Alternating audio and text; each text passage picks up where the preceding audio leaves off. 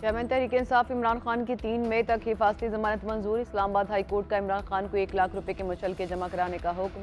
वकील सलमान सफदर ने मौक़िफ़ इख्तियार किया कि मई में अदालतों की मुंतकली का अमल होगा तो वक्त चाहिए होगा।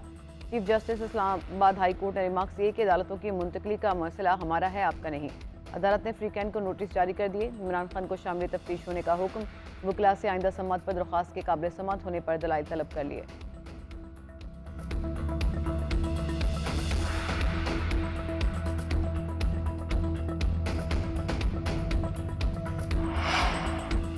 हुकूमत फौरी असम्बली तोड़कर इलेक्शन कराना चाहती है तो ही बात करें, फिर वही सितंबर अक्टूबर की बात करते हैं तो कोई ज़रूरत नहीं। चेयरमैन तहरीक इंसाफ इमरान खान की शाह महमूद कुरैशी और फवाद चौधरी को हिदायत।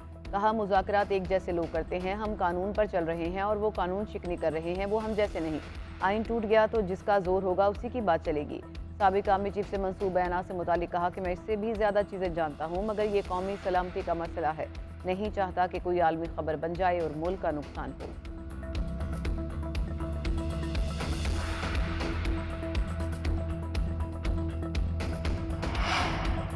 तहरीक इंसाफ और इत्तेहादी हुकूमत के दरमियान मुज़ाकरात का दूसरा दौर आज। पहले दौर में PTI का मई में कौमी और सूबाई असम्बलियाँ तहलील करने का मुतालबा।